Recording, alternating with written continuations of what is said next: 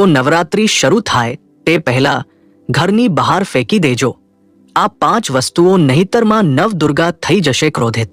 મિત્રો, નવરાત્રીના 9 દિવસો એટલા શક્તિશાળી હે કે તે તમારા જીવનની દિશા બદલી શકે હે. આ દિવસોમાં માતા દુર્ગાના 9 સ્વરૂપોની આરાધના થાય હે. પરંતુ શું તમે જાણો છો કે જો તમારું ઘર નકારાત્મક ઉર્જાથી ભરેલું હશે તો આ શક્તિશાળી દિવસોનો લાભ તમને ક્યારેય નહીં મળે?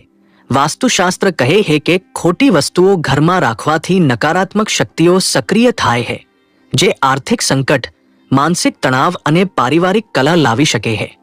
તેથી જ મિત્રો, અમે તમને આ વિડીયોમાં જણાવીશું શારદીય નવરાત્રી શરૂ થાય તે પહેલા કઈ 5 વસ્તુઓ ઘરની બહાર ફેંકી દેવી જોઈએ, તેમજ નવરાત્રીનું શુભ મુહૂર્ત જણાવીશું. સાથે જ અમુક ખાસ ઉપાયો વિશે પણ જણાવીશું જે તમારે નવરાત્રીમાં અવશ્ય કરી લેવા જોઈએ. તેમજ આજના વિડીયોમાં તમે જાણશો કે કેવી રીતે તમારું ઘર શુદ્ધ કરીને માતાજીનો આશીર્વાદ મેળવી શકો છો.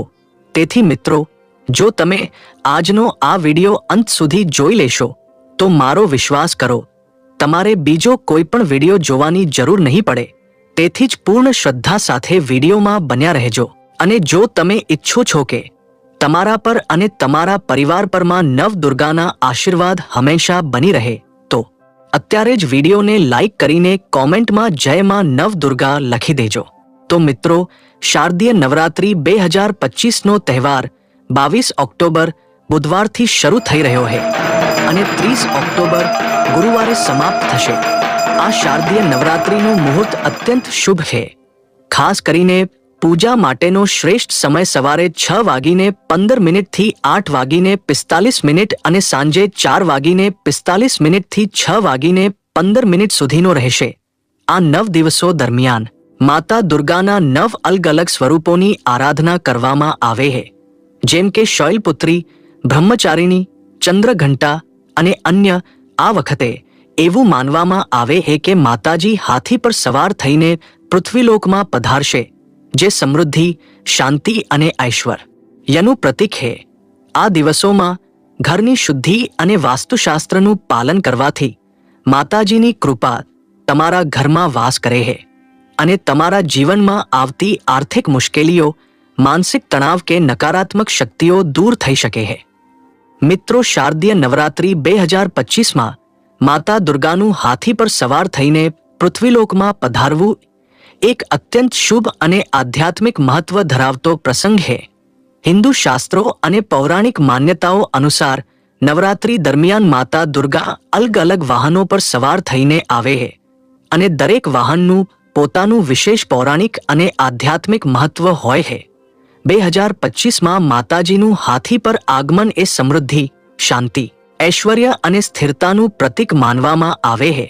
હાથી, જે શક્તિ, બુદ્ધિ અને ધીરજનું પ્રતીક છે, તે દેવી દુર્ગાના આગમનને વધુ શક્તિશાળી અને શુભ બનાવે છે. પૌરાણિક દૃષ્ટિએ હાથી એ ભગવાન ગણેશનું વાહન છે, જે બુદ્ધિ, સમૃદ્ધિ અને વિઘ્નો દૂર કરનાર તરીકે પૂજાય છે. જ્યારે માતા દુર્ગા હાથી પર સવાર થઈને આવે છે ત્યારે તે ભક્તોના જીવનમાં આવતા અવરોધોને દૂર કરી તેમને સ્થિરતા અને આર્થિક સમૃદ્ધિનો આશીર્વાદ આપે છે. શાસ્ત્રોમાં એવું કહેવાય છે કે હાથી એ રાજવી ગૌરવ અને શાંતિનું પ્રતીક છે. આથી માતાજીનું આ વાહન ઘરમાં શાંતિ, સુખ અને વૈભવ લાવે છે. દેવી પુરાણ અનુસાર માતા દુર્ગા હાથી પર આવે ત્યારે તેમની શક્તિ ભક્તોના જીવનમાં સકારાત્મક ઉર્જા અને આધ્યાત્મિક ઉન્નતિનું સર્જન કરે છે. આધ્યાત્મિક રીતે હાથી પર માતાજીનું આગમન એ સૂચવે છે કે આ નવરાત્રી દરમિયાન ભક્તોના જીવનમાં નવી શરૂઆત થશે. હાથીની જેમ જે ધીરજપૂર્વક પોતાની શક્તિનો ઉપયોગ કરે છે, તેમ માતાજી ભક્તોને ધીરજ અને શક્તિનો સંદેશ આપે છે. આ સમયે ભક્તોએ માતાજીની પૂજા સાચા દિલથી કરવી જોઈએ, કારણ કે આ સમયે કરવામાં આવેલી પૂજા અને ઉપાયો ફળદાયી બને છે. હાથીનું વાહન એ પણ દર્શાવે છે કે આ વખતે નવરાત્રિમાં કરેલા દાન, વ્રત અને પૂજા દ્વારા ભક્તોના આર્થિક અને માનસિક સંકટો દૂર થશે. નવરાત્રી 2025માં હાથી પર સવાર માતા દુર્ગાની આરાધના કરવાથી ઘરમાં લક્ષ્મીજીનો વાસ થાય છે અને વાસ્તુદોષો દૂર થાય છે. આ સમયે ઘરની સફાઈ, ખાસ કરીને મંદિર અને મુખ્ય દ્વારની શુદ્ધિ તેમજ ગંગાજળનો છંટકાવ કરવાથી માતાજીની કૃપા પ્રાપ્ત થાય છે. હાથી પર પધારતી માતાજી ભક્તોને નવી શક્તિ, ધીરજ અને સમૃદ્ધિનો આશીર્વાદ આપે છે. તો મિત્રો, આ નવરાત્રિમાં માતાજીની પૂજા સાથે વાસ્તુના નિયમોનું પાલન કરો અને તેમની કૃપા પ્રાપ્ત કરો. નવરાત્રિ એ શક્તિની ઉપાસનાનો તહેવાર છે, જે આપણને આંતરિક શક્તિ અને સકારાત્મકતા આપે છે. આ 9 દિવસો એટલા પવિત્ર છે કે ગંગાજળના એક એક ટીપાની જેમ આ દિવસો આપણા જીવનમાં પવિત્રતા અને શુભતા લાવે છે. આ સમયે જો તમે સાચા દિલથી માતાજીની પૂજા કરો છો અને તેમના નિયમોનું પાલન કરો છો તો તમારી બધી મનોકામનાઓ પૂર્ણ થઈ શકે છે.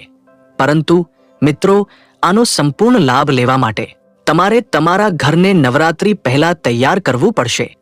ઘરમાંથી અમુક વસ્તુઓ દૂર કરવી જરૂરી છે, જે નકારાત્મક ઉર્જા ઉત્પન્ન કરે છે અને માતાજીના વાસને અટકાવે છે. તો આજના વિડીયોમાં અમે તમને જણાવીશું કે કઈ વસ્તુઓ ઘરમાંથી હટાવવી અને નવરાત્રિ દરમિયાન કયા ઉપાયો કરવાથી તમારું ઘર સકારાત્મક ઉર્જાથી ભરાઈ જશે. આ ઉપરાંત મિત્રો, નવરાત્રિના આ પવિત્ર દિવસોમાં તમે દેવીના મંત્રો જેમ કે એ હરી ક્લી ચામુંડાય વિચ્છે નું જાપ કરી શકો છો. આનાથી ઘરમાં શાંતિ અને સમૃદ્ધિ આવે છે. ખાસ વાત એ છે કે નવરાત્રિનો સમય વાસ્તુદોષ દૂર કરવા માટે પણ શ્રેષ્ઠ માનવામાં આવે છે. જો તમે આ દિવસોમાં વાસ્તુશાસ્ત્રનું પાલન કરો અને ઘરને શુદ્ધ રાખો તો તમારા જીવનમાં આવતા અવરોધો દૂર થઈ શકે છે. તો મિત્રો, આ વિડીયોને અંત સુધી જોવાનું ભૂલશો નહીં અને જાણો કે નવરાત્રિ 2025ની તૈયારી માટે તમારે શું કરવું જોઈએ, જેથી માતાજીની કૃપા તમારા ઘરમાં સદૈવ રહે. સૌથી પહેલા મિત્રો, તમારા ઘરના મંદિરને સંપૂર્ણ રીતે સાફ કરો. જો તમારા મંદિરમાં જૂની તૂટેલી મૂર્તિ કે ફોટો હોય તો તેને તાત્કાલિક વહેતા પાણીમાં વિસર્જન કરો. આ ઉપરાંત જો તમારી પાસે જૂની માળા, ખાલી દીવાની વાટ કે ખંડિત ફોટો ફ્રેમ હોય તો તેને પણ દૂર કરી દો, કારણ કે આવી વસ્તુઓ નકારાત્મક ઉર્જા ઉત્પન્ન કરે છે, જે માતાજીના વાસને અટકાવે છે. ખાસ કરીને નવરાત્રિ દરમિયાન મંદિરની સફાઈ અને પવિત્રતા જાળવવી ખૂબ જ જરૂરી છે. જો તમે આવું કરશો તો તમારી પૂજાનું ફળ 1000 ગણું વધશે. બીજું મિત્રો, વાસ્તુશાસ્ત્ર અનુસાર ઘરના મુખ્ય દ્વારનું વિશેષ મહત્વ છે. મુખ્ય દ્વાર એ લક્ષ્મીજીના આગમનનું પ્રવેશદ્વાર માનવામાં આવે છે. આથી નવરાત્રિ પહેલા મુખ્ય દ્વારની આસપાસની અમુક વસ્તુઓ દૂર કરવી જરૂરી છે. જો તમારા ઘરના મુખ્ય દ્વારની સામે ગંદા પાણીનો જમાવ હોય, જેમ કે ખાડો કે નાળું, તો તેને તરત જ સાફ કરો અથવા સિમેન્ટથી બંધ કરી દો, કારણ કે ગંદુ પાણી રાહુ દોષનું કારણ બને છે અને આવી સ્થિતિમાં લક્ષ્મીજી ઘરમાં પ્રવેશતા નથી. આ ઉપરાંત મુખ્ય દ્વારની સામે કચરાનો ડબ્બો, સાવરણી કે પોતું રાખવું પણ અશુભ માનવામાં આવે છે. આવી વસ્તુઓથી નકારાત્મક ઉર્જા ફેલાય છે, જે ઘરની આર્થિક સ્થિતિ પર માઠી અસર કરે છે. ત્રીજું મિત્રો, ઘરના મુખ્ય દ્વારની સામે કાંટાળી વનસ્પતિ જેમ કે કેક્ટ્સ ક્યારેય ન રાખવી. વાસ્તુશાસ્ત્રમાં કાંટાળી વનસ્પતિને નકારાત્મક ઉર્જાનું પ્રતીક માનવામાં આવે છે, જે ઘરના સંબંધોમાં કડવાશ લાવે છે અને દુશ્મનોની સંખ્યા વધારે છે. તેના બદલે તમે તુલસી, ગુલાબ કે ચંપાના ફૂલોના છોડ રાખી શકો છો. આવા છોડથી સકારાત્મક ઉર્જા આવે છે અને માતાજીની કૃપા ઘરમાં બની રહે છે. આ ઉપરાંત જો તમારા ઘરની સામે ઘટાદાર વૃક્ષો હોય જે સૂર્યપ્રકાશને અટકાવે છે તો તેને દૂર કરો, કારણ કે સૂર્યપ્રકાશ ઘરમાં સકારાત્મક ઉર્જા લાવે છે અને તેનો અભાવ વાસ્તુદોષનું કારણ બની શકે છે. ચોથું મિત્રો, ઘરના મુખ્ય દ્વારની સામે વીજળીનો થાંભલો, મંદિર કે ખાડો ન હોવો જોઈએ. આવી વસ્તુઓ વાસ્તુશાસ્ત્રમાં અશુભ ગણાય છે. જો તમારા ઘરની સામે આવી કોઈ વસ્તુ હોય તો તેને શક્ય હોય તો દૂર કરો અથવા વાસ્તુ નિષ્ણાતની સલાહ લો. આ ઉપરાંત ઘરની દિવાલો પર ચડતી વેલો પણ ન રાખવી, કારણ કે તે ઘરની ઉન્નતિમાં બાધા રૂપ બની શકે છે. પાંચમું, ઘરના ઉંબરે કોઈએ બેસવું ન જોઈએ, ખાસ કરીને સાંજના સમયે. આ પ્રાચીન માન્યતા છે કે ઉંબરે બેસવાથી ઘરની સમૃદ્ધિ ઘટે છે અને દેવી દેવતાઓનો વાસ થતો નથી. પાંચમું, જૂના અને ફાટેલા કપડાં અને પગરખાં. મિત્રો, નવરાત્રી પહેલા ઘરમાંથી જૂના, ફાટેલા કપડાં અને ફાટેલા પગરખાં દૂર કરવા ખૂબ જ જરૂરી છે.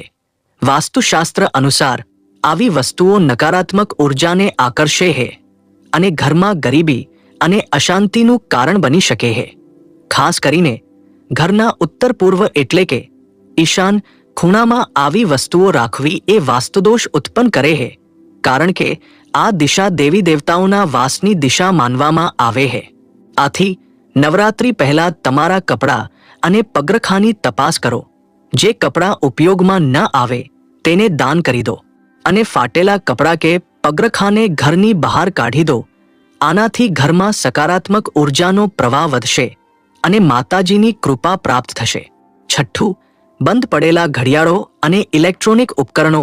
મિત્રો, ઘરમાં બંધ પડેલ ઘડિયાળ, ખરાબ થયેલા ઇલેક્ટ્રોનિક ઉપકરણો અથવા બિનઉપયોગી ઇલેક્ટ્રિક વસ્તુઓ રાખવી એ વાસ્તુશાસ્ત્રમાં શુભ ગણાય છે.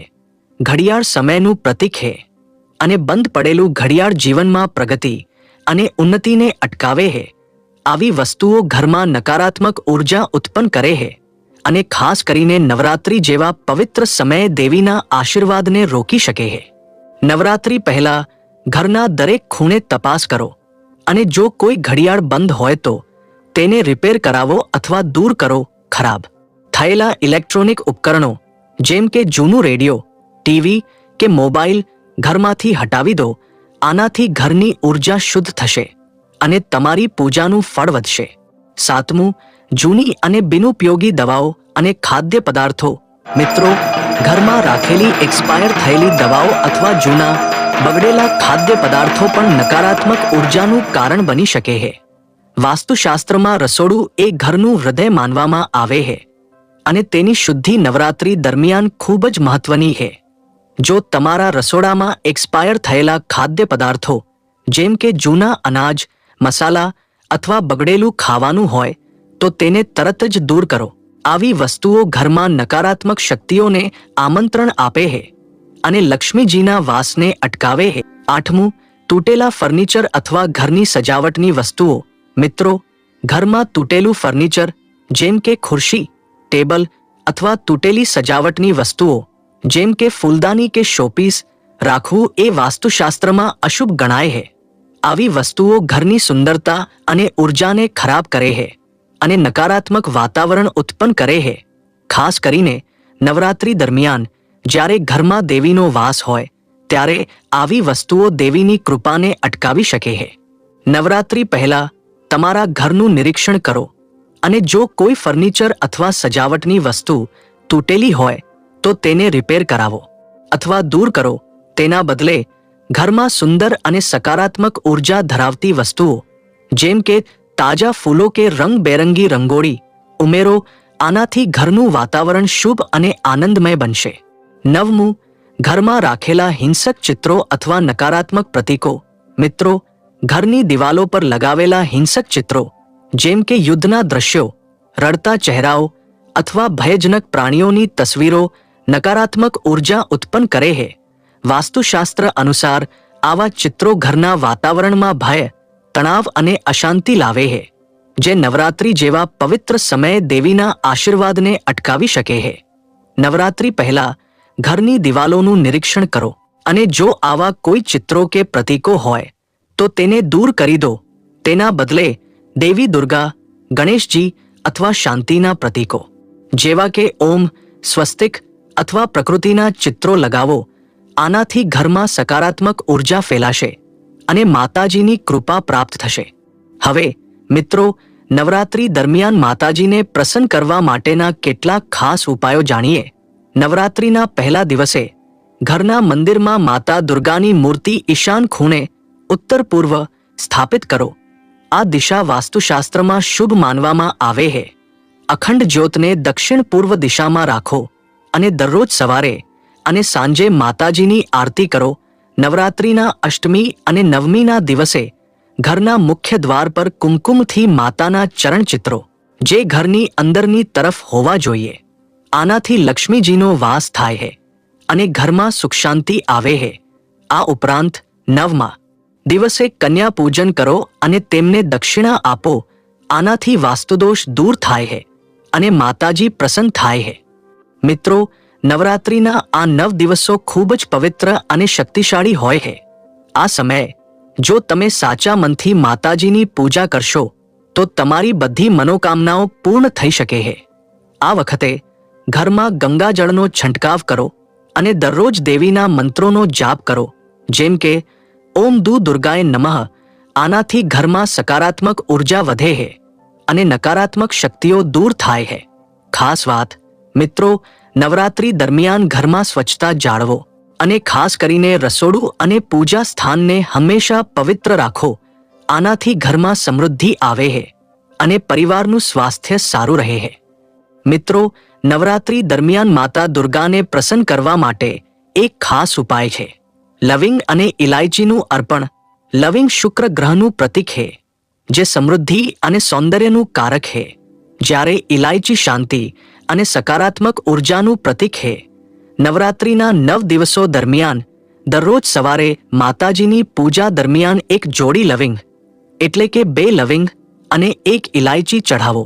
આ વસ્તુઓને નાની લાલ કાપડની થેલીમાં બાંધીને માતાજીના ચરણોમાં મૂકો અને પૂજા પછી તેને ઘરના મુખ્ય દ્વાર પર લટકાવો. આ ઉપાયથી ઘરમાં લક્ષ્મીજીનો વાસ થશે અને આર્થિક સમૃદ્ધિમાં વધારો થશે.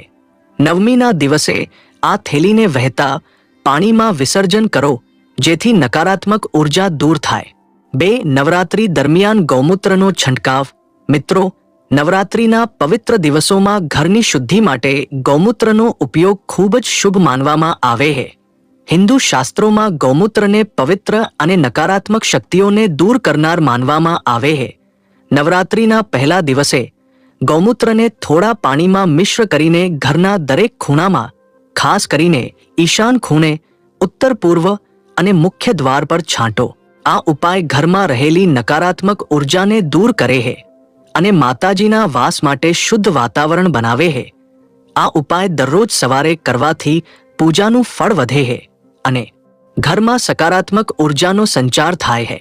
ખાસ કરીને અષ્ટમી અને નવમીના દિવસે આ ઉપાય અવશ્ય કરો, કારણ કે આ દિવસો માતાજીની શક્તિની ઉપાસના માટે અત્યંત શક્તિશાળી માનવામાં આવે છે. 3-9 દિવસ દુર્ગા સપ્તશતીનું પાઠન. મિત્રો, નવરાત્રી દરમિયાન માતા દુર્ગાને પ્રસન્ન કરવા માટે દુર્ગા સપ્તશતીનું પાઠન ખૂબ જ ફળદાયી છે. દુર્ગા સપ્તશતી એ દેવી ભાગવત પુરાણનો એક ભાગ છે, જેમાં માતા દુર્ગાની મહિમાનું વર્ણન છે. નવરાત્રિના 9 દિવસો દરમિયાન દરરોજ સવારે અથવા સાંજે શુદ્ધ મનથી દુર્ગા સપ્તશતીના એક અધ્યાયનું પાઠન કરો. જો તમે આખું પાઠન ન કરી શકો તો ઓછામાં ઓછું સિદ્ધ કુંજિકા સ્તોત્ર અથવા દેવી કવચનું પાઠન કરો. આ પાઠન દરમિયાન માતાજીની મૂર્તિ સામે દીવો પ્રગટાવો અને ગુગળનો ધૂપ કરો. આ ઉપાયથી ઘરમાં નકારાત્મક શક્તિઓ દૂર થાય છે અને માતાજીની શક્તિ તમારા જીવનમાં સમૃદ્ધિ, શાંતિ અને રક્ષણ પ્રદાન કરે છે. જો શક્ય હોય તો 9મીના દિવસે હવન દરમિયાન દુર્ગા સપ્તશતીના મંત્રોનો જાપ કરો, જેથી તમારી મનોકામનાઓ પૂર્ણ થાય. 4. નવરાત્રિમાં લાલ રંગનો ઉપયોગ. મિત્રો, નવરાત્રી દરમિયાન લાલ રંગનો ઉપયોગ ખૂબ જ શુભ માનવામાં આવે છે, કારણ કે લાલ રંગ શક્તિ, ઉર્જા અને માતા દુર્ગાનું પ્રતીક છે. નવરાત્રિના 9 દિવસો દરમિયાન ઘરના પૂજા સ્થાનને લાલ રંગના ફૂલો, લાલ કાપડ અને લાલ રંગોળીથી સજાવો. આ ઉપરાંત જો શક્ય હોય તો પૂજા દરમિયાન લાલ રંગના વસ્ત્રો પહેરો. ખાસ કરીને અષ્ટમી અને નવમીના દિવસે ઘરના મુખ્ય દ્વાર પર લાલ રંગની તોરણ લગાવો, જેમાં ફૂલો અને આંબાના પાંદડા હોય. આ ઉપાયથી ઘરમાં સકારાત્મક ઉર્જા ફેલાય છે અને માતાજીની કૃપા વધે છે. લાલ રંગનો ઉપયોગ વાસ્તુશાસ્ત્ર અનુસાર દક્ષિણ પૂર્વ દિશામાં કરવો ખાસ શુભ માનવામાં આવે છે, કારણ કે આ દિશા શક્તિ અને ઉર્જાનું પ્રતિનિધિત્વ કરે છે. 5-9 દિવસ દરરોજ દાનનો ઉપાય. મિત્રો, નવરાત્રિના 9 દિવસો દરમિયાન દાન કરવું એ માતાજીને પ્રસન્ન કરવાનો એક શ્રેષ્ઠ ઉપાય છે. દરેક દિવસે 9 દેવીઓના સ્વરૂપોના નામે નાનું દાન કરો. ઉદાહરણ તરીકે, પહેલા દિવસે શૈલપુત્રી ગાયને લીલું ઘાસ ખવડાવો.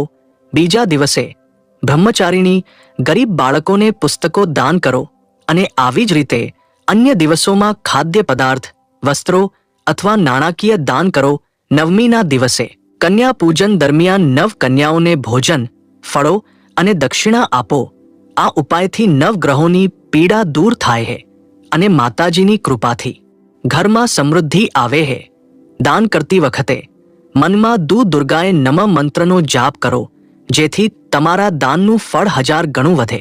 એક ઓછું જાણીતું પરંતુ રસપ્રદ પાસું એ છે કે નવરાત્રિનો દરેક દિવસ એક ચોક્કસ રંગ સાથે સંકળાયેલો હોય છે, જે દેવીના નવ સ્વરૂપો અને તેમની શક્તિને પ્રતિબિંબિત કરે છે. આ રંગો ખાસ કરીને ગુજરાતમાં લોકપ્રિય છે, જ્યાં લોકો દરેક દિવસે નિર્ધારિત રંગના વસ્ત્રો પહેરીને દેવીની ઉપાસના કરે છે. ઉદાહરણ તરીકે, પ્રથમ દિવસે શૈલપુત્રીની પૂજા માટે લાલ રંગ પહેરવામાં આવે છે, જે શક્તિ અને ઉત્સાહનું પ્રતીક છે. બીજા દિવસે બ્રહ્મચારીણી માટે રોયલ બ્લુ, જે શાંતિ અને સ્થિરતા દર્શાવે છે. ત્રીજા દિવસે ચંદ્રઘંટા માટે પીળો રંગ, જે આનંદ અને ઉર્જાનું પ્રતીક છે. ચોથા દિવસે કુષ્માંડા માટે લીલો, જે સમૃદ્ધિ અને પ્રકૃતિનું પ્રતિનિધિત્વ કરે છે. પાંચમા દિવસે સ્કંદમાતા માટે રાખોડી, જે રક્ષણ અને શાંતિનું પ્રતીક છે. છઠ્ઠા દિવસે કાત્યાયની માટે નારંગી, જે હિંમત અને ઉત્સાહ દર્શાવે છે. સાતમા દિવસે કાલરાત્રિ માટે સફેદ, જે શુદ્ધતા અને શાંતિનું પ્રતીક છે. આઠમા દિવસે મહાગૌરી માટે ગુલાબી, જે પ્રેમ અને કરુણાનું પ્રતીક છે. અને નવમા દિવસે સિદ્ધિદાત્રી માટે આકાશી નીલો, જે આધ્યાત્મિકતા અને સિદ્ધિનું પ્રતિનિધિત્વ કરે છે. આ રંગોની પસંદગી માત્ર સાંસ્કૃતિક પરંપરા જ નથી, પરંતુ તેનું જ્યોતિષી અને આધ્યાત્મિક મહત્વ પણ છે. એવું માનવામાં આવે છે કે આ રંગો પહેરવાથી દેવીની શક્તિ સાથે ગાઢ જોડાણ થાય છે અને સકારાત્મક ઉર્જા પ્રાપ્ત થાય છે. તો વહાલા મિત્રો, આ વિડિયો તમને ગમ્યો હોય તો લાઈક કરો, વધુ લોકોને શેર કરો અને ગુજરાતી ટેલ્સ ચેનલ સબસ્ક્રાઇબ કરવાનું ન ભૂલતા, જેથી તમને વાસ્તુશાસ્ત્ર અને આધ્યાત્મિક માહિતી નિયમિત મળતી રહે. તમારો દિવસ